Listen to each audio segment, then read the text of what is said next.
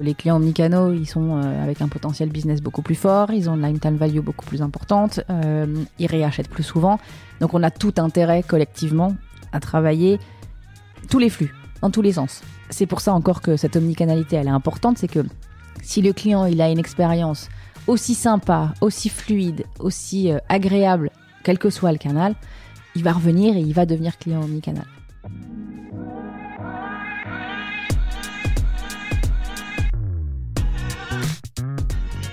Bonjour, bienvenue dans Le Panier, le premier podcast e-commerce. Mes invités cartonnent et me livrent leurs secrets de réussite et les problèmes qu'ils ont rencontrés pour qu'on puisse, ensemble, apprendre à vendre mieux et plus. Mon engagement ici est simple, avoir une conversation sans filtre et sans faux semblants, et à ce que vous repartiez inspiré des succès, mais également des échecs, de mes invités avec les bons outils et les bons réflexes. Je suis Laurent Kretz, cofondateur de Cosa Vostra, agence digitale qui fait des sites incroyables et des strates de communication et d'acquisition sur mesure. On travaille pour des grands groupes comme pour des startups, en France comme à l'international, que ce soit pour lancer un site, refondre un e-commerce, développer un SaaS sur mesure, poser une strate de contenu ou repenser un business model. Contactez-moi sur lepanier@cosavostra.com ou LinkedIn et je me ferai un plaisir de vous répondre. Bonne écoute!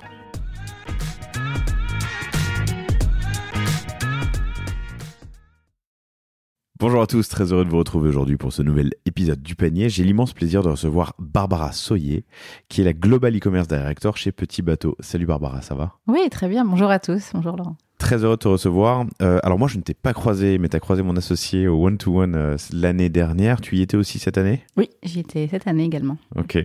Et c'est Aurélien, que j'ai aussi croisé au One-to-One, Aurélien de One Stock, qui a permis cette introduction. On se parlait, il m'a dit « mais tu devrais recevoir Petit Bateau, on a fait des choses géniales ensemble ». C'est vrai. Tu m'en parles dans un quart de seconde.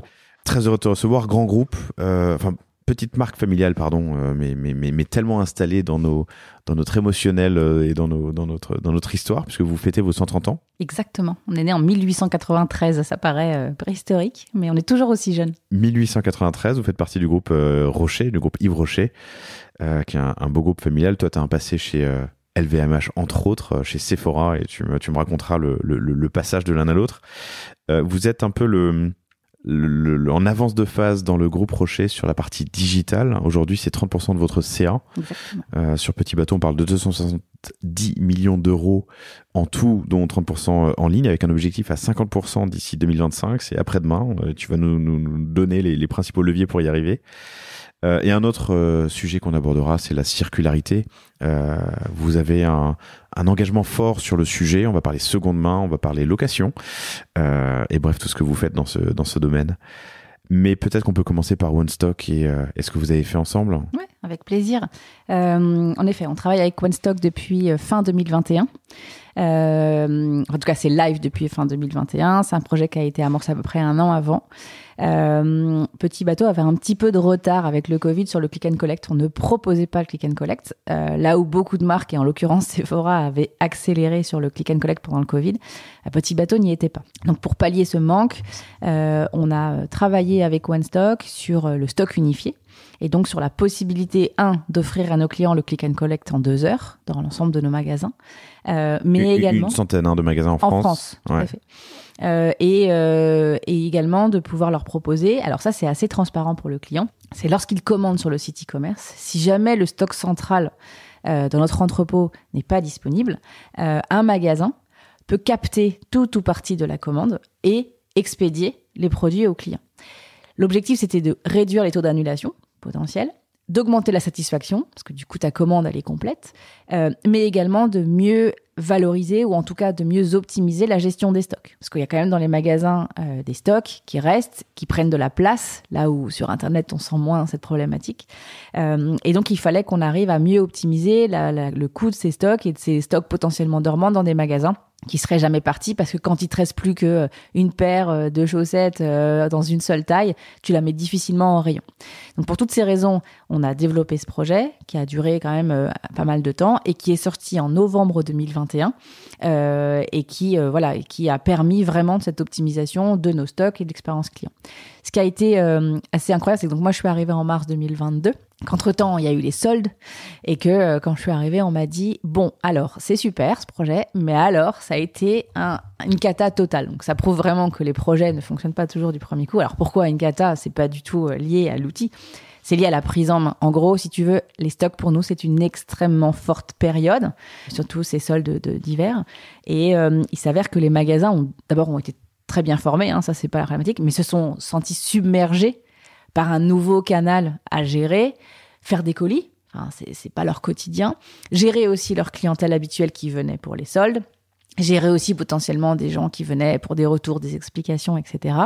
Et puis, en fait, tout s'est un peu précipité, la machine s'est un petit peu emballée, et puis la com n'était pas encore complètement parfaite pour expliquer aux clients que potentiellement, s'il avait reçu son colis avec 4 articles sur 5, ça voulait pas dire qu'il ne recevrait pas le 5e, ça veut dire qu'il le recevrait par un magasin exactement. ou d'un autre. Okay. Donc toute cette partie communication, optimisation pour les magasins, etc., elle a été importante. Et le premier temps fort de solde, juste même pas 2 mois après le lancement, ça a été laborieux, ça a été éreintant, laborieux, etc., etc. Et donc heureusement, ce qui est très très bien, et ça c'est la grosse force de Petit Bateau, c'est que très vite on s'est mis autour de la table avec vraiment, et ça c'est génial pour ce genre de projet, c'est qu'on est très transverse, on a mis les appros, les stocks, on a mis la logistique, on a mis le retail, on a mis l'e-commerce, on s'est tous mis autour de la table et on s'est dit voilà, qu'est-ce qui a marché, qu'est-ce qui a pas marché, qu'est-ce qu'on peut changer, qu'est-ce qu'on peut optimiser, avec One Stock aussi, parce qu'en fait c'était quand même le partenaire central, donc c'est pas l'outil qui marchait pas, c'est juste qu'il fallait qu'on apprenne à prendre en main un tel outil, parce que c'est quand même une grosse machine. Mais au-delà de l'outil, tu as tout le process et la formation, le chain le process. En interne, quoi. Et puis, je te donne un autre exemple. Encore une fois, on est très, très sensibilisé chez Petit Bateau sur l'expérience client. Et quand on envoie un colis Petit Bateau depuis notre stock central et notre entrepôt logistique, on veut que ce qui parte du magasin soit ISO. Donc, si tu as un papier de soie, j'en sais rien, rose, on veut que le papier de soie soit rose. Si le colis, je te racontais tout à l'heure, il est découpé au logo Petit Bateau quand il part de notre entrepôt, pour nous, il doit partir avec la même expérience depuis le magasin. Donc, ça veut dire que les magasins doivent aussi se stocker avec des cartons qui sont les mêmes que ce qu'il y a en logistique. Et on le sait tous pour avoir fait du e-commerce, t'as pas qu'une seule taille de carton. T'en as 3, 4, ou t'en as 2. On sait tous que les magasins, c'est pas 2000 mètres carrés, donc il faut les stocker. Donc toute cette problématique aussi très terrain, elle a dû être écoutée par l'e-commerce, par la logistique. Donc toute cette partie, elle nous a permis d'optimiser ce projet et ça a été pour le coup, sur les deuxièmes temps forts des soldes de 2022, plutôt un succès. Tu as un enjeu formation aussi, une vendeuse ou un vendeur en magasin, faire de l'aide à la vente sur un produit qui est sur étagère, c'est pas pareil que de faire de l'expédition. Alors ça c'est un vrai sujet. On a des équipes retail qui sont avec un maillage assez intéressant et donc une redescente des informations qui est assez importante. Et dans tous les projets qu'on lance, il y a systématiquement cette brique formation qui va nous permettre d'embarquer les responsables de région et les responsables de boutique, etc. Après, comme dans toutes les entreprises retail, on sait qu'il y a un turnover de dingue, donc il faut très régulièrement updater les supports de formation, les formations orales, la transmission, etc. Donc ça, c'est un vrai sujet que le retail a vraiment l'habitude de prendre, mais qui nous a aussi, nous, sensibilisés côté projets digitaux omnicanaux sur cette problématique d'embarquer les équipes pour qu'elles comprennent pourquoi on le fait aussi. Donc, et honnêtement, on est vraiment très content du résultat aujourd'hui. Ok. Alors j'entends que c'est pas ta partie, mais je réagis sur un truc là.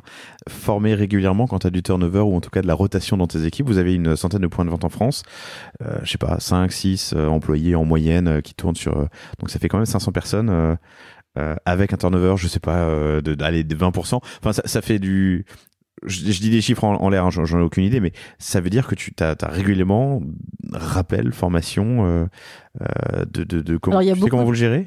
Alors, pas en détail, mais il y a beaucoup de notes internes pour expliquer les choses. Il y a de la documentation. Moi, quand j'étais allée, quand on arrive chez Petit Bateau, on fait systématiquement 2 à 3 jours en boutique. Et on le fait tout de suite. Donc, quand toi, t'attends un nouveau recruté, tu râles un peu parce que tu dis, je veux qu'il vienne tout de suite, pas encore attendre 3 jours. Mais quand tu prends un peu de recul, tu te dis que c'est quand même génial. Parce que du coup, souvent, tu leur dis ce qu'il faut un peu plus voir dans le magasin. Et donc, quand moi, j'avais fait mes 2 jours quand je suis arrivée, en effet, tu vois qu'ils ont accès à toute une documentation, tout un serveur avec plein de documentation autour des outils. Les directrices et responsables de magasins que j'ai vus sont juste incroyables. Très souvent, elles sont là depuis longtemps, donc elles s'occupent de la transmission. Et après, il y a des responsables de région qui redescendent aussi les informations. Donc, il y a 3-4 personnes dans les magasins qui régulièrement arrivent à faire tourner la formation, l'expertise, le savoir, etc.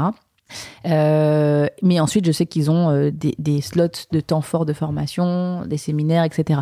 Comment c'est structuré, je pourrais pas t'en dire plus. Je suis pas rentrée dans ce niveau. Non, mais ça m'intéresse. Ok, intéressant. On est rentré dans un des cœurs du sujet, mais revenons peut-être un peu plus à la genèse de cet enregistrement. T'as commencé chez Pixmania il y a un bon bout de temps. Je te dirais pas combien d'années, mais il y a beaucoup. Non, mais surtout, tu viens de passer quelques années chez Sephora avant de rejoindre Petit Bateau. Sephora qui appartient au groupe LVMH, qui est l'ancienne de distribution de produits de cosmétiques, pas seulement du groupe, grosse machine, marketing, financière. Et là, tu arrives chez Petit Bateau, qui est une belle boîte, mais dans un groupe familial. Qu'est-ce que tu as dans tes bagages et qu'est-ce que tu viens chercher ? Les deux entreprises sont formidables. Franchement, moi, j'ai rarement autant appris en si peu de temps. Alors, Pixmania était aussi une aventure extraordinaire. En effet, c'était il y a presque 20 ans. C'était les tout débuts. Moi, ce que j'aime dire, c'est qu'on a commencé... j'ai eu la chance de rejoindre les deux frères Rosenblum. On était 5 pour un stage. Wow, okay. Je suis revenue l'année d'après. Quand ils m'ont recruté, on était 30. Quand je suis partie, ils étaient 500. On connaît un peu l'histoire de Pixmania avec cette croissance incroyable. C'était quand même pas les prémices du digital e-commerce, mais on était quand même pas du tout sur les mêmes enjeux qu'on a aujourd'hui. Il n'existait pas autant de solutions sur étagère, donc on développait tout en interne. C'était une entreprise qui était très avant-gardiste sur le côté international et qui internalisait beaucoup et qui développait et qui apprenait en permanence. Donc ça a été une école incroyable, j'ai beaucoup appris et cette entreprise, je pense qu'elle a beaucoup aussi appris. On est très souvent à se retrouver avec des anciens et on a tous des parcours plutôt sympas grâce à ce premier tremplin. Comme la PayPal Mafia, quoi. Il y a la Pixmania Mafia. Ouais, c'est ça. Pour LVMH et Sephora, tu es sur une entreprise en effet très marketing, très retail, avec une image et une aura incroyable. Tu touches une cible très large, tu touches quand même de la cosmétique, tu touches du maquillage, tu touches du skincare, tu touches beaucoup d'axes produits et de développement. C'est en effet un des plus gros e-commerçants du groupe. De toute façon, en termes de volume, c'est le plus gros. C'est pas le plus grand chiffre d'affaires. On a quand même des marques qui portent le groupe avec LV et Dior. Mais j'y ai appris beaucoup l'international parce que j'avais un scope Europe Middle East avec des disparités incroyables. Enfin, travailler avec le Middle East, ça n'a rien à voir avec travailler avec des Espagnols ou des Allemands. Différences de culture, différentes d'autonomie, différences de maturité. Et puis aussi, moi j'étais dans une équipe centrale et donc on travaille énormément avec les autres entités du groupe. Évidemment, comme les équipes sont très grosses, tout est assez éclaté. Donc tu travailles avec une équipe marketing à droite, de l'IT à gauche, du CRM encore à un autre niveau. Donc faut être très dans l'interaction, un petit peu de politique, mais voilà, mais beaucoup de marketing. Tout doit être très, très marketé. Quand tu passes chez Petit Bateau, tu passes quand même sur une marque avec des enjeux très, très forts. C'est une marque distributeur. Sephora est une marque distributeur, mais pas fabricant. Petit Bateau est distributeur fabricant et monomarque. On distribue notre propre marque. Chez Sephora, ils ont leur propre marque, Sephora Collection, mais ils ont aussi tout un panel et une multitude de marques, qu'elles soient DNVB ou marques mondiales, internationales, ultra connues. Donc, quand tu arrives chez Petit Bateau, tu arrives dans un groupe familial, groupe Rocher, tu l'as dit tout à l'heure. Tu arrives dans une enseigne qui a 130 ans, qui est autour de l'enfant, qui suscite énormément d'émotionnel et qui aussi drive des grosses valeurs autour de la nature, autour de la circularité, autour de la qualité, etc., etc. On a d'ailleurs, on l'a pas parlé tout à l'heure, mais on a refait notre plateforme de marque en 2021 autour de 3 valeurs fortes que sont la liberté, la qualité et la durabilité. La liberté, parce que la liberté de l'enfant. On est dans l'enfant, je dirais pas à mes fils, mais dans l'enfant passage, l'enfant qui saute dans les flaques d'eau, l'enfant qui fait des bêtises, l'enfant qui rigole, l'enfant espiègle, l'enfant drôle. Vraiment, les grands enfants aussi qu'on est, nous, et qu'on aimerait tous continuer à être. On est dans la qualité. On a toujours prôné la qualité. Ce qui rentre chez Petit Bateau dans les usines, à 3, parce qu'en plus, ça aussi, on le découvre quand on arrive dans l'entreprise, c'est des bobines de fil. C'est pas du tissu. Donc, on part vous tissez vous-même. Ah bah oui. Ok. T'as des palettes entières de bobines de fil. C'est beau d'ailleurs, ça a plein de couleurs. Et après, on tisse. On a des machines pour ça. Donc, tout est fait à 3. Alors, beaucoup. En grande partie à Troyes. Okay. On a une grosse usine historique à Troyes. Ensuite, on a des usines en propre au Maroc. Et après, on fabrique quelques produits un peu en Asie. Mais c'est vraiment marginal. Il y a des produits et des matières qu'on ne sait pas faire, ou alors qu'on ne saurait pas faire à des coûts attractifs. Il y a aussi cette problématique-là. Mais la majorité des choses, c'est quand même fait en France, dans notre usine historique. Mais ça, c'est quand même la grande différence par rapport à Petit Bateau, par rapport à Sephora, pardon. C'est que tu maîtrises toute ta chaîne de valeur et toute ta chaîne de production. Donc, quand tu arrives dans une marque comme ça, t'es complètement engagé, t'es imprégné, enfin, t'es embarqué. Enfin, en tout cas, moi, je le suis dans cette démarche. Ça s'entend. De production, dans cette démarche de fabrication, dans cette démarche d'engagement. Et puis cette connexion à la nature, elle est importante, puisque dans les claims que l'on a, c'est qu'on veut vraiment connecter nos enfants à la nature, comme le groupe Rocher le groupe Rocher qui veut reconnecter les gens à la nature. Donc ça, c'est vraiment cette notion de qualité de produit sur lequel on est très exigeant, on fait très attention avec qui on travaille, comment on travaille, les matières, les tissus, etc. Tu m'as dit 3 piliers, et liberté, la durabilité, et durabilité, d'accord. Et la durabilité, en fait, on a tous, je pense, en tout cas, moi, je l'ai eu quand j'ai eu mes enfants, des amis ou de la famille qui t'emmènent des sacs de vêtements en disant « Tiens, regarde, il me reste ça. » Et dedans, t'as très souvent du Petit Bateau. Et pourquoi t'as du Petit Bateau ? Parce qu'après avoir passé 1, 2, 3 enfants, ça continue à durer, ça continue à être de qualité. Et donc, ce sont des vêtements qui sont durables, qui sont pérennes, que tu peux passer. Donc, en fait, j'ai envie de te dire, la seconde main, ça fait 130 ans qu'on en fait, parce qu'on fait de la qualité. Donc, le côté durabilité, on sait que ce sont des vêtements qui vont pouvoir être durables. Et en plus, depuis maintenant pas mal d'années, on a fait pas mal de transitions RSE avec des produits qui sont avec des matières recyclées, qui répondent à beaucoup de labels liés à l'engagement environnemental. Et évidemment, avec la loi AGEC et le sujet de transparence, traçabilité, on est en plein dedans pour justement donner aux consommateurs toute l'information nécessaire à ce qu'ils puissent comprendre d'où vient le produit, où il a été fabriqué, quel est le coton, etc. et toute la matière qui le compose. Donc cette notion de durabilité, elle était évidente parce que en fait, ça fait partie de tout ce qu'on dit dans notre ADN de marque et dans nos valeurs. Donc voilà, liberté, qualité, durabilité, c'est pour nous exactement les 3 piliers forts de la marque Petit Bateau que l'on revendique. Que vous revendiquez, ok. On peut rester là-dessus, on reviendra, j'avais des questions sur le marché et les concurrents, mais restons là-dessus, la durabilité, parce que ça nous emmène sur l'économie circulaire, la seconde main.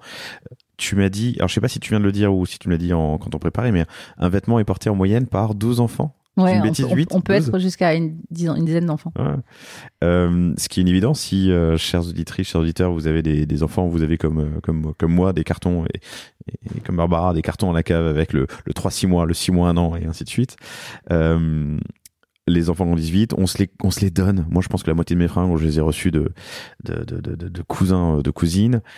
Je suis en train d'en donner à ma petite sœur. Ma petite sœur qui a toujours été très branchée marque. Je peux le dire, elle m'écoutera pas. De toute façon, elle écoute pas le panier. Très branchée marque. Et là, elle a pris une résolution. Donc, elle vient d'avoir un enfant qui a quelques mois maintenant. Et elle a dit, je veux pas de neuf.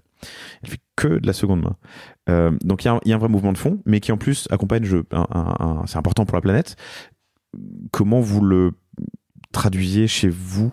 Mouvement de fond de la planète et aussi malheureusement, ou pas, mouvement de fond lié à l'inflation.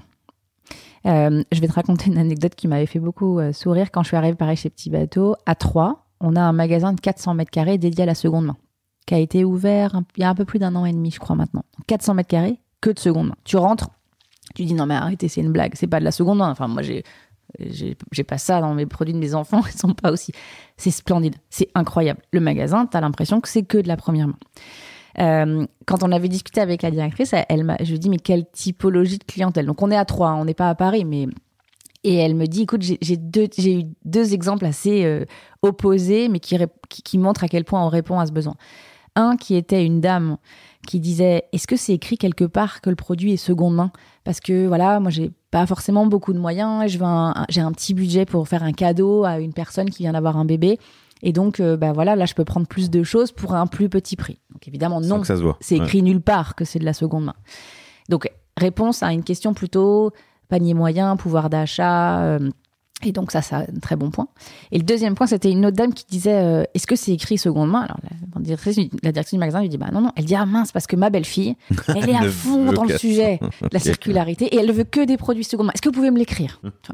Donc, c'était très révélateur des deux orientations que cette économie circulaire, elle peut prendre. Le côté économique, surtout dans ces années-là, depuis la guerre et en Ukraine et depuis l'inflation qui ne fait que continuer à augmenter, et ce côté engagement circulaire. Après, on devient tous un petit peu schizo parce que tu as aussi des produits dans lesquels tu veux mettre moins d'argent parce que tu as moins d'argent, mais tu veux aussi être engagé, mais parfois les produits aussi engagés, éco-responsables sont parfois un peu plus chers.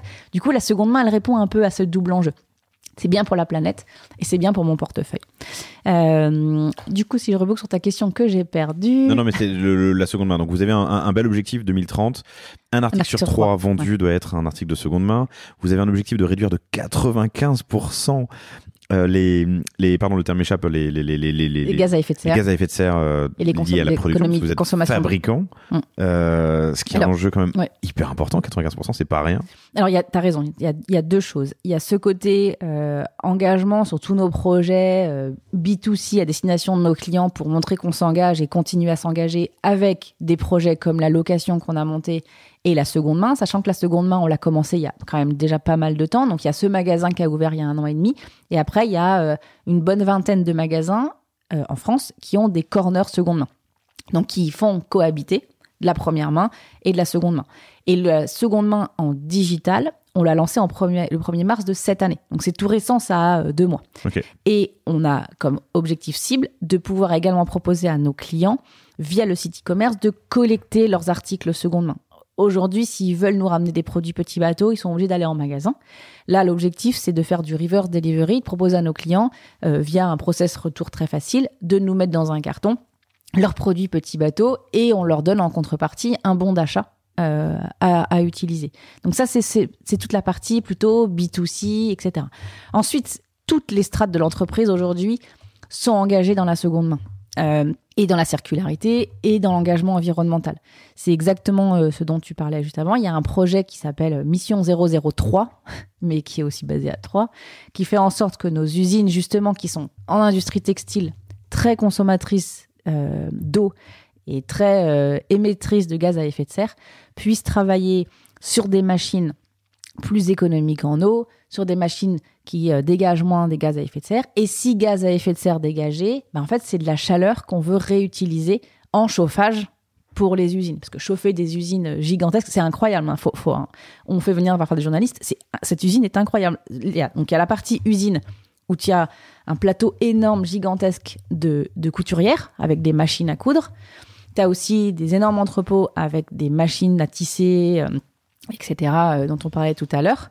Et puis à côté de ça, tu as un autre site où tu as l'équivalent de 6 terrains de foot, donc tu sauras mieux que moi quelle est la surface d'un terrain de foot, dédié à la logistique. Donc tous ces entrepôts-là, c'est compliqué à chauffer, c'est compliqué à faire vivre. Et donc ce projet Mission 003, qui est aussi fait en collaboration avec le département et la région, je crois, va nous permettre aussi de montrer notre engagement et de sensibiliser nos collaborateurs et les élus locaux aussi à tout ce que fait Petit Bateau pour la planète. Donc ça, c'est vraiment très important pour nous. Si vous cherchez usine Petit Bateau 3 dans Google Images, vous trouverez des images et notamment, je pense, des images que vous avez fournies à des articles où on voit bien les bobines, enfin des publications où on voit bien les bobines en premier plan multicolores. C'est assez joli, effectivement.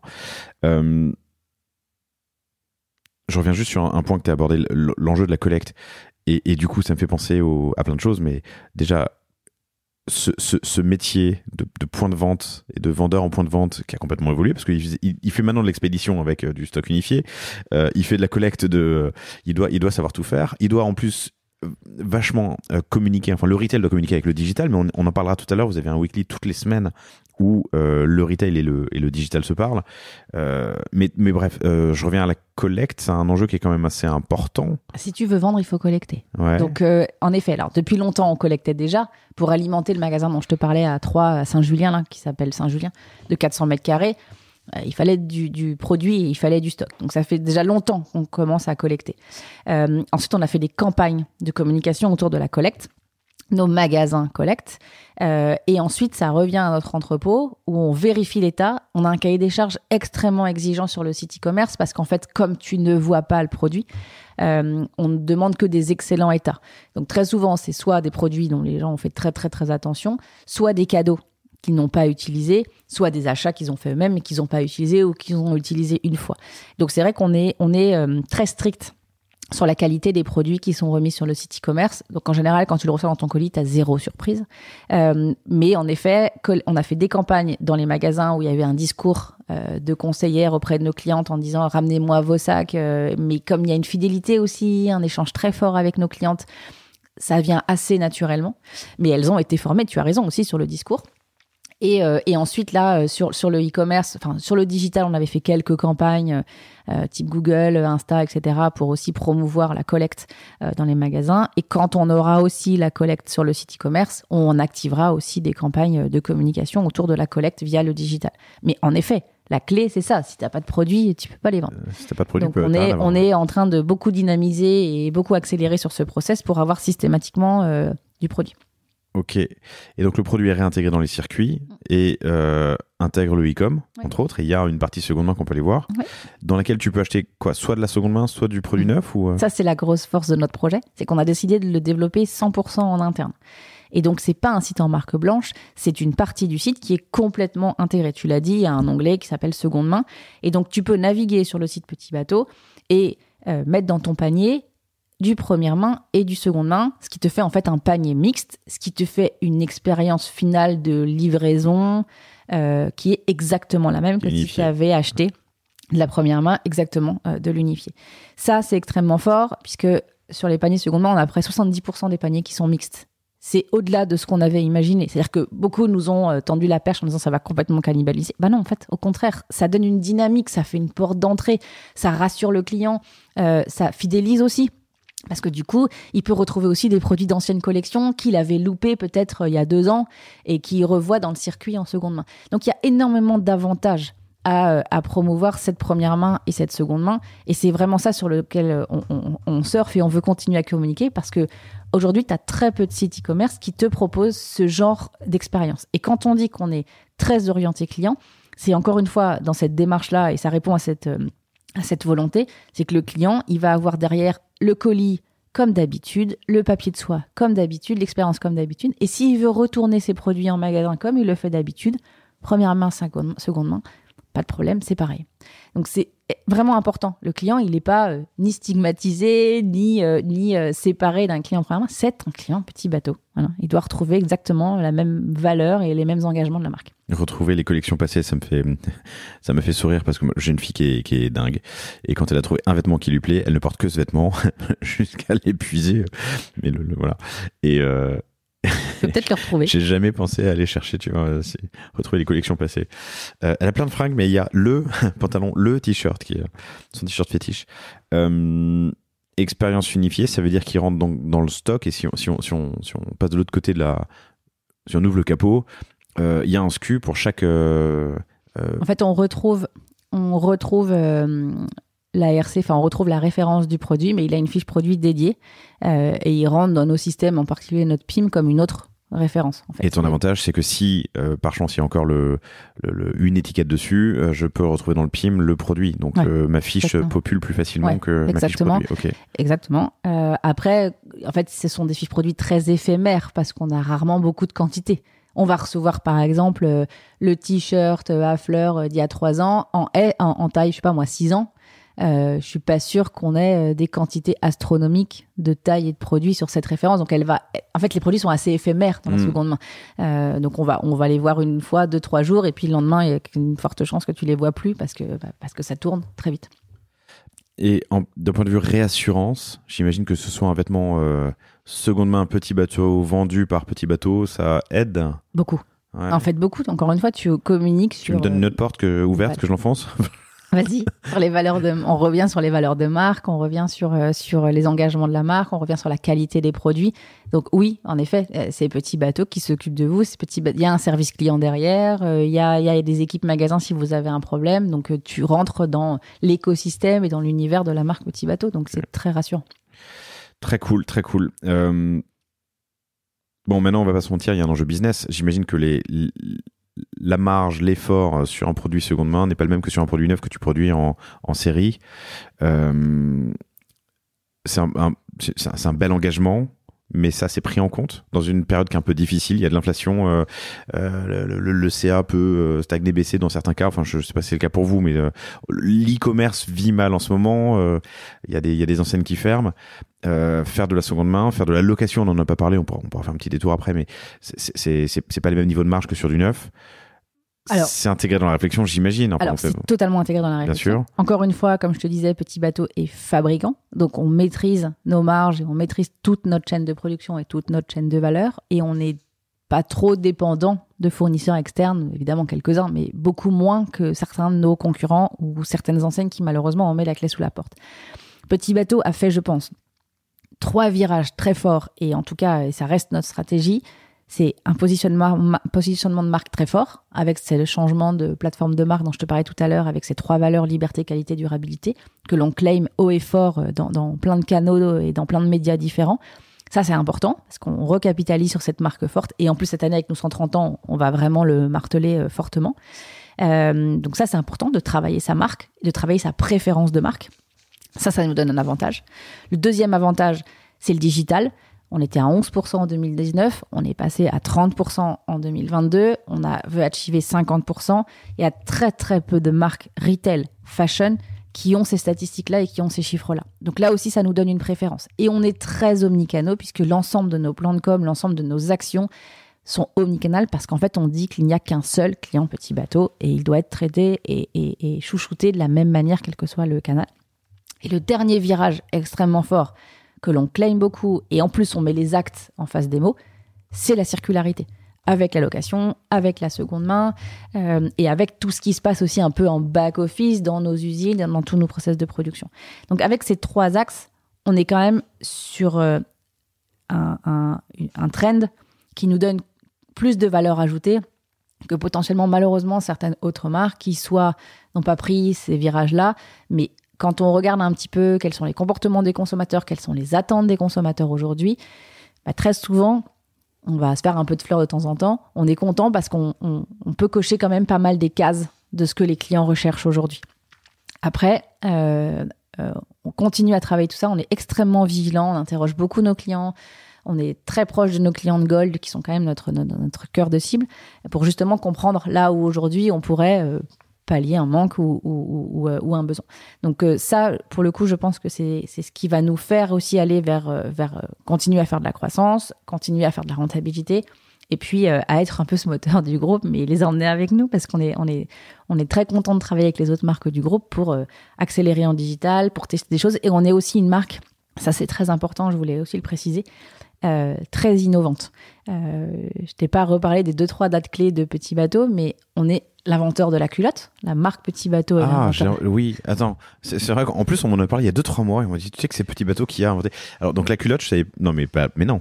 En fait, un des frères fondateurs de la marque, les culottes d'avant, c'était des grands pantalons longs, un peu larges, un peu bouffants, pas très heureux et sûrement pas très pratiques. Et donc il a pris des ciseaux, il a coupé et il a dit maintenant ça va être la nouvelle culotte, elle est courte quoi. Et ça c'est Petit Bateau. C'est un des frères fondateurs. Un des frères fondateurs. Voilà. Et donc ça a initié un peu la culotte telle que tu la connais aujourd'hui. La deuxième innovation un peu forte en termes de produits, donc il y a des innovations produits, c'est exactement ce que tu as. Alors maintenant, ça nous paraît commun, mais... Pierre Valton, pardon. Ouais, frère des Valton. Pierre et Joseph Valton. Okay. Ouais, tout à fait. Et donc, du coup, tu as aussi donc, le body en encolure américaine. Encolure américaine, c'est l'encolure un peu large, un peu ouverte sur les côtés. Ça s'est inspiré des t-shirts des GI américains qui, pour s'habiller très vite, dans des périodes de crise, devaient pouvoir mettre leur t-shirt très rapidement. Et donc, pour qu'ils passent la tête très vite, il fallait que l'encolure soit large. Et comme les bébés, ça gigote, et qu'on veut surtout pas trop leur tordre la tête, c'était très pratique d'utiliser cette encolure sur des bodys d'enfants, qu'on voit maintenant partout. Ça a été copié, recopié de maintes fois. Donc ça encore, c'est de l'innovation produit.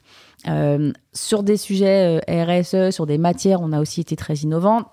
Sur le digital, on a aussi essayé différentes choses. Dans le retail, on a aussi le digital in-store qui nous permet aussi de booster beaucoup le e-commerce. C'est-à-dire que quand un client vient dans le magasin, qu'il ne trouve pas ce qu'il veut, la conseillère, elle peut lui commander le produit qu'il veut sur une tablette et il le reçoit à domicile. Donc voilà, on essaye aussi d'être toujours en avance de phase ou en tout cas assez proactif vis-à-vis des besoins de nos clients pour être toujours une marque qui réfléchit au step d'après. Restons là-dessus, c'était le sujet que je voulais aborder maintenant, l'omnicanalité et le mix distribution actuel.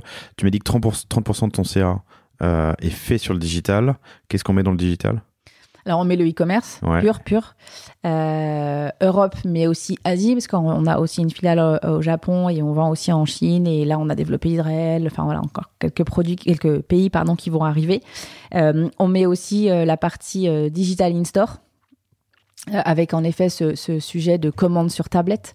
On met également les pure players. On vend aujourd'hui chez pas mal de pure players, comme, on va pas les citer forcément, mais en tout cas des gros sites qu'on connaît, aussi bien généralistes que spécialistes.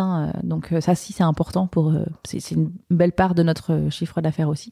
Donc voilà, donc c'est pas uniquement le e-commerce B2C en propre, c'est aussi évidemment l'international, mais c'est aussi d'autres canaux de distribution un petit peu plus, soit en magasin, soit avec d'autres partenaires. Le reste du mix ? Le reste du mix, c'est le retail, c'est la GMS, c'est les magasins d'usine, c'est le wholesale. Ok. Une centaine de magasins en France et combien dans le monde ? Pardon. Écoute, je n'ai pas le chiffre exact parce qu'il y a beaucoup de succursales en France, mais il y a aussi des partenaires à l'étranger. D'accord. Je ne pourrais pas te donner le chiffre exact. Et les magasins en France sont des magasins petits bateaux ou des franchisés ? La majorité, 95%. Okay. Le digital in-store, raconte-moi comment ça s'est fait, comment ça marche. Alors, ça marche sur le principe de jamais refuser une vente, ou en tout cas de jamais faire capoter une vente parce qu'on n'a pas le produit. Et ça, je le cite, c'est une phrase de Sephora, de ne jamais dire non à son client, mais on peut le reproduire chez Petit Bateau, c'est exactement la même chose. Quand un client arrive et qu'il a repéré un produit dans le magasin et qu'il n'y a pas la taille disponible, les conseillères en magasin ont des tablettes que l'on met à disposition des clients avec lesquelles on les aide à commander. Donc en fait, on récupère la référence et on passe la commande avec le client. Ce sujet-là, il existe. Il fait partie c'est un pourcentage de notre chiffre d'affaires e-commerce, mais il avait vraiment une capacité à être accéléré. Donc là, depuis le début de cette année, on est en plein mode projet pour que d'ici un mois, on arrive à optimiser beaucoup ce canal. D'abord parce que c'était très compliqué de retrouver la référence. C'était un peu galère pour les conseillères, elles perdaient du temps. Et deux, le paiement était complètement painful. Donc là, on est en train de finaliser les développements. Maintenant, on peut scanner l'étiquette et automatiquement, on arrive sur la fiche produit. Gain de temps. Plus qu'à choisir la couleur, la taille, c'est exactement. ça ? Okay. Et le paiement va pouvoir se faire avec un partenaire avec lequel on travaille qui va permettre un paiement hyper simplifié via wallet, via portable, etc., via mobile, etc. Ce qui va nous permettre vraiment, vraiment d'accélérer le temps de commande, d'accélérer l'ergonomie et le parcours client pour la conseillère qui accompagne le client, mais aussi pour le client. Et donc, on a vraiment prévu de faire un step encore au-dessus en termes de poids de chiffre d'affaires avec ce canal de vente. Et de satisfaction client. Tous vos magasins se ressemblent ? Est-ce qu'il n'y a pas des magasins ? Parce que là, ce que tu me décris, c'est presque un magasin expérientiel où je vais comprendre la marque. Non, ça, il y a partout. Ça, tu l'auras partout. Après, il y a des tailles de magasins différents. Il y a des magasins en centre-co, il y a des magasins en centre-ville, etc. Et après, il y a différentes tailles de magasins. Il y a des magasins où tu as un petit peu moins d'assortiment parce qu'ils sont plus petits. Et puis, tu as des magasins un peu qu'on appelle gold, je crois. Enfin, en tout cas, qui sont dans une taille supérieure et dans lequel tu as un petit peu plus d'offres et dans lequel il y a un peu plus aussi, évidemment, de conseillères. Et qui sont un peu plus expérientiels. Ensuite, là, il y a un projet de nouveaux magasins avec des tests sur la partie merchandising, mobilier, etc., qui sont en train d'être testés. Et il y a un magasin qui a été ouvert qui s'appelle Milan Dante, donc en Italie, qui est basé sur ce nouveau concept qui est vraiment magnifique, où tout est en bois, où il y a des matériaux éco-responsables, qui est assez lumineux, où le visuel merch est plus épuré. Moi, je suis pas allée à l'ouverture, mais les équipes, évidemment, en retail y étaient, et très beau succès, et très belle qualité, et très belle premiumisation de la marque. Ça fait partie aussi des enjeux de la marque, de nous premiumiser et d'être encore plus premium en termes de perception client. Vous pouvez chercher sur Google un Petit Bateau Milano Via Dante. Via Dante, c'est pas cette rue de Milan où il y a toutes les belles enseignes Non, ok. Barbara me dit non de la tête. Je ne sais pas, pardon. Je ne sais pas. Se premiumiser, on n'a pas parlé de la concurrence, mais la concurrence, elle est très large aussi. Ouais, elle est très éclectique. Il y a aussi bien l'Acadie, du Verbaudet, avec qui on travaille. Verbaudet, comme ils sont aussi marketplace, on est présent sur Verbaudet. Donc on a du petit bateau aussi sur Verbaudet.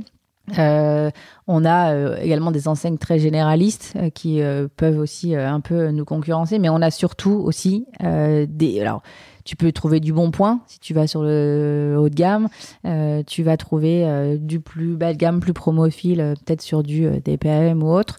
Et puis ensuite, en fait, tu as un gros concurrent qui s'appelle Vinted et sur lequel tu ne maîtrises pas l'expérience parce que derrière, tu es avec du C2C. Et là, pour le coup, c'est là où on a aussi une carte à jouer. C'est de valoriser la marque Petit Bateau sur des produits de seconde main et de séduire des clients qui potentiellement n'étaient pas encore chez nous, mais veulent découvrir les produits ou la marque avec toute la qualité qui va avec. Donc oui, le panel des concurrents, il est très large. On se parle beaucoup, on se connaît très très bien. Et donc, on échange assez régulièrement. De toute façon, le contexte, il est aussi compliqué pour tout le monde. Tout le monde ne prend pas les mêmes virages que nous. Voilà, chacun a ses spécificités. Certains sont plus dans la promo. Nous, on veut aussi un peu s'affranchir de la promo. Mais aussi, on est dans un contexte où t'as pas le choix. Pouvoir d'achat est compliqué. Donc, voilà. C'est concurrent direct, ISO, Petit Bateau, non. Panel de concurrents très large. C'est large, ouais. Je reviens sur le Digital In-Store. Le poids du digital passe de 11% en 2019, 30% aujourd'hui, 50% dans 2 ans si tout se passe bien, mais tout va bien se passer. Le Digital In-Store permet de servir une cliente en magasin ou une cliente en magasin qui trouverait pas le produit ou la taille ou la couleur dont elle a besoin, mais avec l'explosion ou en tout cas la croissance du digital, t'as des sujets aussi. Est-ce que t'as des sujets web to store, store to web? Store to web, tu l'abordes un peu avec le Digital In-Store, mais ouais. Alors, on le fait aussi en Drive to Store. Je vais apprendre ça à personne de dire que les clients omnicanaux, ils sont avec un potentiel business beaucoup plus fort, ils ont une lifetime value beaucoup plus importante, ils réachètent plus souvent. Donc, on a tout intérêt collectivement à travailler tous les flux, dans tous les sens. Et lui limiter les frictions à l'achat. Exactement. C'est pour ça encore que cette omnicanalité, elle est importante. C'est que si le client, il a une expérience aussi sympa, aussi fluide, aussi agréable, quel que soit le canal, il va revenir et il va devenir client omnicanal. Nos clientes Gold, par exemple, elles sont très appétentes à la marque, elles sont beaucoup venues sur le e-commerce pendant le Covid, mais ça reste des clientes quand même assez retail. Maintenant, on a eu la chance, on va pas dire merci le Covid, mais en tout cas de pouvoir les digitaliser pendant cette période-là. Maintenant, elles sont quand même reparties en magasin parce qu'elles ont un affect avec le magasin, parce qu'elles ont un affect et une relation avec les conseillères. Donc ça, c'est important. Mais évidemment que tout ce qu'on peut driver comme cliente, je suis désolée, c'est souvent des femmes, mais oui, bon. entre nos différents canaux, mieux ça sera pour le business si on voit dans cette configuration business. Mais en fait, cette atteinte, ce chiffre d'affaires, cette target business, elle ne passera que parce qu'on sera customer-centric et que parce qu'on sera orienté sur les besoins de nos clients. C'est pour ça, encore une fois, que toutes ces plans de com, toutes ces opérations que l'on fait, on les pense toujours omnicanal. Et on ne veut pas déstabiliser un canal plutôt qu'un autre. Je te disais juste tout à l'heure que là, il y a une OP par an, enfin une OP qui a lieu 4 fois par an, qui est une OP only digital, qui vient de se terminer là il y a quelques jours, qui s'appelle les trop super ventes, qui est digital only. Mais on n'a pas délaissé le retail pour autant, on a discuté ensemble avec les équipes marketing 360, avec le CRM, avec le retail et l'e-commerce en disant ok, super, le digital, vous avez ça, qu'est-ce qu'on peut faire pour aider le retail? Donc on a réfléchi, on a vu sur des messages particuliers, des campagnes particulières ou des opérations avec des cadeaux, enfin on a trouvé 2-3 petites choses, mais on essaye toujours de prendre des décisions qui soient conjointes entre nos 2 canaux pour justement servir le client et qu'il ne soit pas déstabilisé en disant mais pourquoi je suis allé sur votre site, j'ai vu ça, mais quand je viens dans votre magasin, je ne le vois pas. La seule chose sur laquelle on est très différent, mais ça s'explique, c'est qu'on a un catalogue online qui est beaucoup plus large puisqu'on récupère aussi toute la partie ancienne co qu'en magasin, physiquement, ils ne peuvent pas. C'est pas possible, ils ne peuvent pas les mettre. Donc voilà, on a juste une offre un peu plus large. C'est pour ça que le Digital In-Store avec cette histoire de tablette en magasin permet aux clients d'accéder à un panel de produits qu'ils n'auraient jamais eu si retail est en magasin. Je te donne un petit exemple d'un échange que j'ai eu avec le retail la semaine dernière. Le taux de de commande en in-store sur tablette a augmenté la semaine dernière. Donc, j'ai échangé avec le retail et elle me dit, en fait, quand vous faites votre super vente sur le digital, comme nous, on ne les a pas, mais quand on a quand même du trafic, si les clientes ne trouvent pas ce qu'elles veulent dans les magasins, on les incite ensemble à aller regarder ce qu'il y a dans l'offre de votre super vente. Et donc, on aide et on contribue au chiffre d'affaires du e-commerce. Magique. Ouais, super. Ma question est, les patrons de magasins ou patrons de zone sont incentivés sur un chiffre. Comment est-ce que tu fais de l'attribution Alors, c'est géré par le retail, mais en effet, ils sont incentivés, il y a des challenges. On essaye de faire... Alors, c'est vrai qu'il faut reconnaître, et moi je suis assez admirative de ces équipes retail, on leur demande beaucoup. Tu l'as dit, c'est plus un simple métier de vendeur. C'est un métier de vendeur, de conseiller. On parle des enfants. Enfin, elles ont tout un discours autour de la marque qu'elles doivent avoir. Elles ont un discours autour des produits. L'engagement environnemental, il faut aussi en parler. Il faut quand même aussi avoir les arguments pour le faire. Et puis, on a lancé cette histoire de click and collect et de ship from store. Il faut aussi qu'elles l'expliquent quand les clientes ont des questions. Elles doivent aussi expliquer, on a lancé l'année dernière la carte cadeau qui n'était pas omnicanal. On l'a lancée omnicanal maintenant, donc il faut aussi qu'elles la vendent, qu'elles en fassent la promotion. On a lancé notre parfum, novembre. Il faut en parler aussi du parfum et il faut le vendre. Donc en caisse, elles doivent aussi mettre le parfum. On a lancé le projet location, ça ne les concerne absolument pas, mais quand des clients viennent en magasin, il faut qu'elles aient des réponses. Il faut qu'elles aient les réponses. La seconde main, pareil. Donc en fait, c'est vrai qu'on leur donne un rôle hyper important et donc elles doivent être en effet, encore une fois, très formées. Et parfois, je sais que la responsable retail nous le dit, elle nous dit la semaine prochaine on va faire un petit challenge pour booster la carte cadeau ou pour pousser le parfum, etc. Donc il y a des objectifs très précis, très cadencés à la semaine par magasin et on suit ça de très près tous ensemble. Donc tous nos reports, et tu as raison, nos reports du lundi matin et notre petite weekly tous les lundis après-midi est omnicanal. Donc on a quels sont les chiffres du retail, quels sont les chiffres du e-commerce, quels sont-ils par rapport aux objectifs, aussi bien sur la partie chiffre d'affaires textile classique, mais aussi sur le parfum, sur la carte cadeau et sur tous ces nouveaux services, projets, appelons-les comme on veut. C'est hyper intéressant, mais enfin, il n'y a pas de mais. Et, faut jamais dire mais. Et en pilotage global, ça veut dire aussi un alignement des OKR, des objectifs chiffrés pour que tout le monde avance dans la même direction et qu'on n'ait pas intérêt à plutôt privilégier le produit qui est sur étagère versus le produit que la cliente veut, mais qui est la cliente à nouveau veut, mais qui est en digital in-store. Faut s'assurer que tout le monde avance dans la même direction. Mais en fait, alors les objectifs sont partagés sur l'ensemble des canaux. Les objectifs, pardon, et surtout les incentives. Ouais, les incentives. Alors après, sur les OKR, alors ça a été relancé chez Petit Bateau il y a pas très longtemps.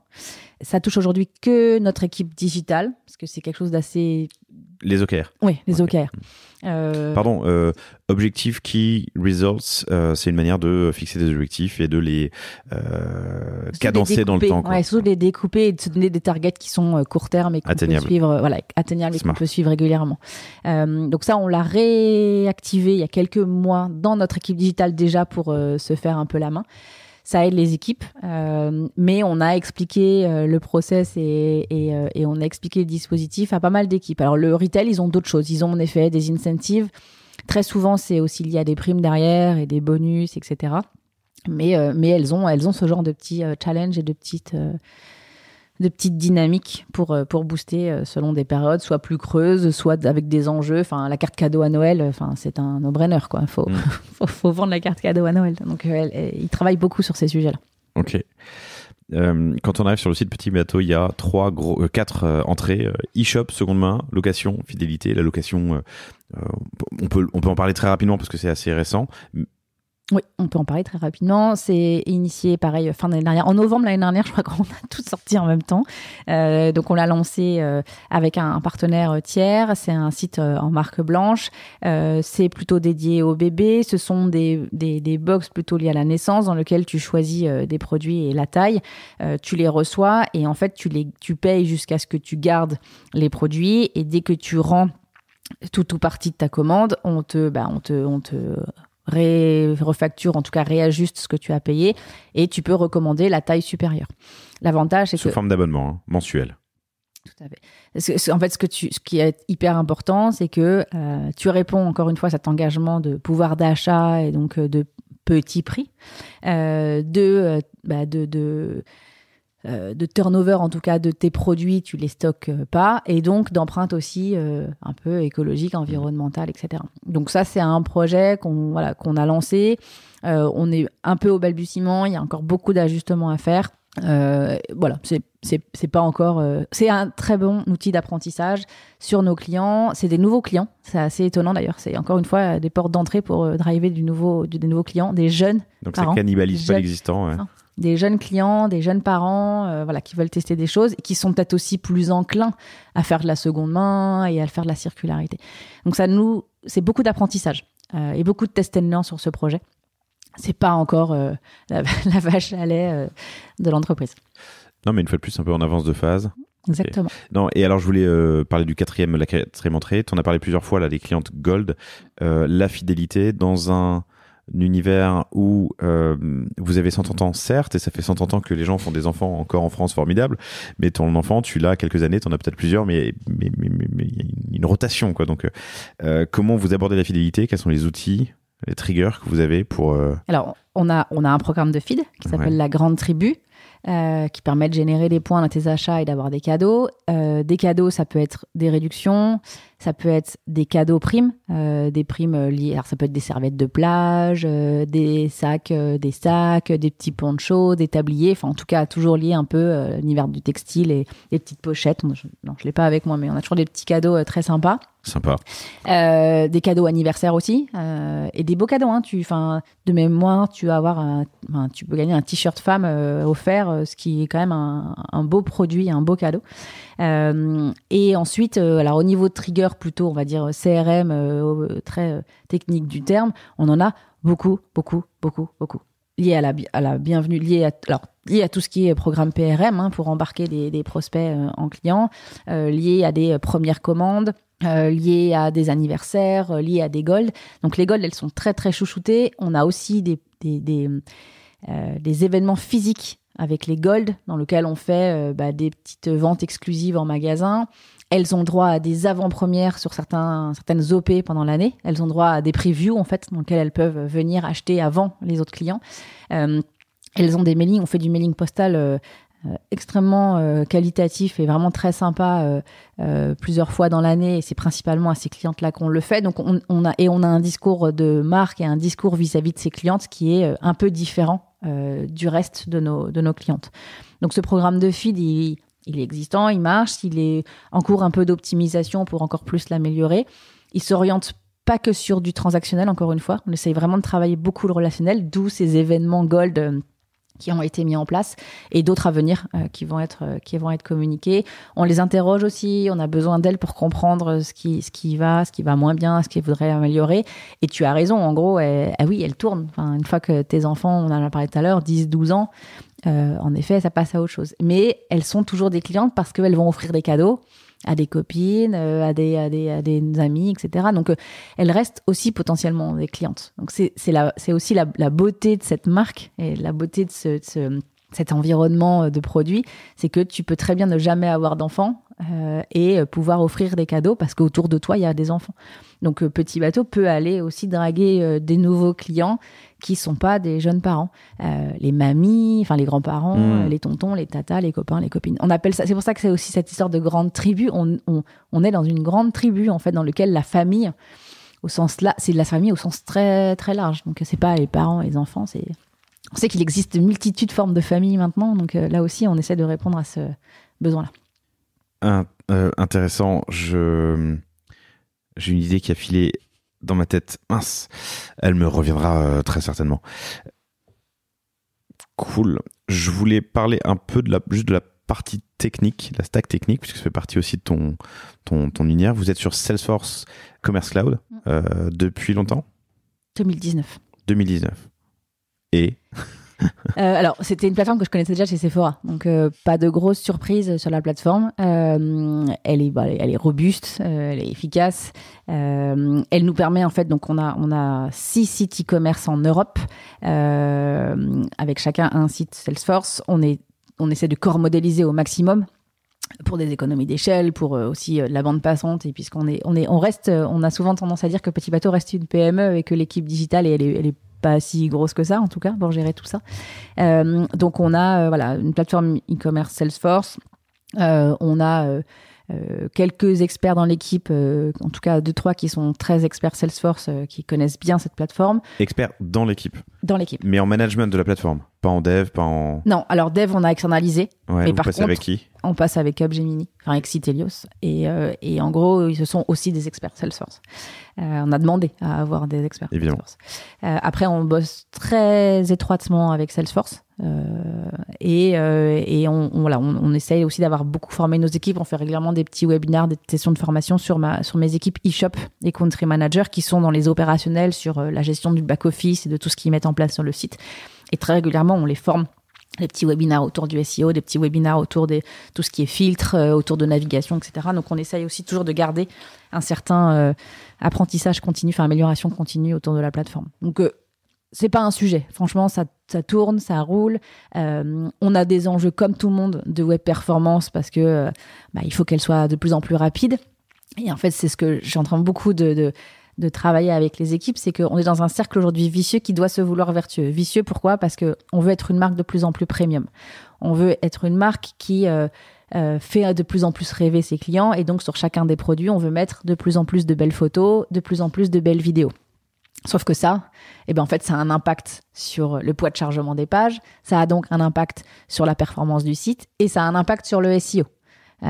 Donc en fait, ce qu'on est en train de travailler, je veux casser ce côté vicieux plutôt, pour le rendre vertueux en disant si on travaille très bien notre web performance, si on travaille très bien la rapidité de notre plateforme, on va pouvoir mettre encore plus d'assets qui vont valoriser nos produits et qui vont aussi premiumiser la marque et qui vont aussi servir le SEO. Donc en fait, pour répondre à tous les enjeux qu'on a de marque, de noto, de préférence de marque, mais d'efficacité de parcours client, va falloir aussi que cette partie technique, elle soit hyper stabilisée et hyper travaillée. Et donc, on arrive vraiment à faire en sorte que la plateforme, elle soit rapide et efficace. Stable et souple, parce que le e-commerce où il y avait simplement un stock, une vente, une page produit, une transac, aujourd'hui, c'est un espèce d'agrégat, d'add-on. Enfin, on a parlé de one stock, mais il y en a 50 autres qui permettent de faire tout fonctionner ensemble. Ok. Sur le PIM ? On en a un déjà, c'est bien parce qu'il y en a plein qui n'en ont pas. Oui, non, mais souvent on me dit mais c'est évident. Non, je vous assure, c'est pas évident, tout le monde n'en a pas. Oui, on bosse avec Quable, qui est notre PIM, qui est complètement interfacé avec Salesforce et ça se passe très bien. On est en train de faire une intégration Quable sur un de nos projets clients. Intéressant et ça se passe bien. Enfin, voilà, c'était PIM, tout le monde n'en a pas. Oui, c'est vrai. C'est clair. Ouais, on a un client qui partait d'Excel et qui a alors c'est pas autant que vous, mais je crois que c'est entre 5 et 10 000 SKU. C'est pas rien. C'est hyper intéressant cette partie. Encore une fois, moi j'interagis beaucoup avec mes homologues, aussi bien dans notre industrie que dans d'autres. Et là où tu vois que par exemple, je sais pas, t'es très en avance sur la data, les autres sont complètement avec du fichier Excel à la rue. Tu vois que là où toi t'es très mauvais sur un autre sujet, ils sont très bons. Et c'est extrêmement intéressant de voir la manière. Donc au final, on est quasiment, j'ai envie de dire, tous pareils, sauf qu'on n'a pas les mêmes équilibres. Mais oui, enfin, j'ai discuté pas longtemps, je vais pas le citer, mais avec une amie qui est dans une grosse maison dans le mobilier, elle me dit, nous, on n'a pas d'OMS, on n'a pas de PIM, enfin, c'est la cata, il manque plein de trucs. Pourtant, ils font un chiffre d'affaires colossal, donc ouais. Donc ça marche. Ça marche. Je sais pas si c'est viable. Ils le font marcher en tout cas. Ouais, compliqué. Cool. Écoute, on a fait un grand tour de beaucoup de sujets. Je trouve ça passionnant. Je t'aurais bien lancé sur les sujets marketing et qui font aussi partie de ton scope, mais je te propose de garder ça pour une prochaine discussion si tu le souhaites. J'ai mis un mot-clé à 2 endroits dans mes fiches et je l'ai pas en me disant tiens, faudrait qu'on en parle parce que c'est totalement l'opposé de vos valeurs. Donc je le mets à la fin, mais fast fashion, c'est un gros mot chez Petit Bateau. Faut les virer.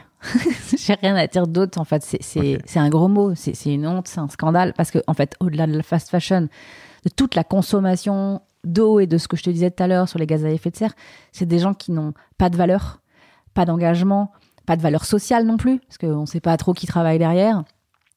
Et pour pas citer, mais Yann Rivoalan, qui est président de la Fédération française de prêt-à-porter, En fait, quand tu achètes un t-shirt au prix d'un croissant, je crois qu'il l'a cité il y a 2-3 jours, c'est inadmissible. À un moment donné, il faut que les choses aient une valeur. Et si derrière, tu fais travailler des gens qui ne devraient pas travailler, que ce soit des enfants ou des gens qui sont exploités, que tu fasses venir par bateau ou par avion à des coûts... Avion même, incroyable. Des trucs incroyables pour consommer. En fait, la surconsommation, c'est fini. Il faut arrêter. On n'est plus dans cette démarche, on n'est plus dans cette vie. Ou alors, ça veut dire qu'on n'a aucun respect pour les enfants qu'on a, les petits-enfants qu'on aura, etc. etc. Donc, je trouve que c'est un scandale, une honte, et que le législateur doit vraiment réagir, parce que je suis pas sûre. Nous, on en parle. Nous, on en discute beaucoup avec des professionnels, et on essaie de contrecarrer ce genre de choses. Mais ils ont des budgets tellement colossaux que tu peux pas lutter. Pour moi, la seule chose aujourd'hui, c'est que si le législateur ne fait rien, et merci Raphaël Glucksmann de beaucoup en parler et de beaucoup défendre et de combattre ces acteurs, il faut que ça s'arrête. Enfin, à un moment donné, il faut juste revenir à des valeurs normales, revenir sur Terre et revenir à une réalité pas forcément que économique et business. C'est pas bon, en fait. C'est pas comme ça qu'on va continuer à pouvoir vivre sereinement. Une belle conviction, et je crois qu'on peut s'arrêter là-dessus. Barbara, merci infiniment. Barbara Sohier, SOHIER, vous la retrouverez sur LinkedIn si vous voulez prolonger la conversation et si vous avez des questions. Merci infiniment d'avoir accepté l'invitation. Et chères auditrices, chers auditeurs, je vous souhaite une excellente journée et je vous dis à bientôt. Bonne journée, merci beaucoup. Merci d'avoir écouté cet épisode du panier jusqu'au bout, j'espère qu'il vous a plu. Si c'est le cas, abonnez-vous pour ne rater aucun épisode, parlez-en autour de vous et surtout laissez-moi une note et un commentaire 5 étoiles sur Apple Podcast. N'hésitez pas non plus à le partager à chacun de vos amis dans le business, chaque nouvel auditeur est une victoire. Si vous avez besoin de lancer ou refondre votre site internet, de créer un Shopify ou un WooCommerce, de performer avec une stratégie de contenu efficace, n'hésitez pas à me contacter à l'adresse lepanier@cosavostra.com. On se fera un plaisir de vous répondre. Et enfin, et surtout, inscrivez-vous à la newsletter du panier sur lepanier.io. À bientôt pour un prochain épisode.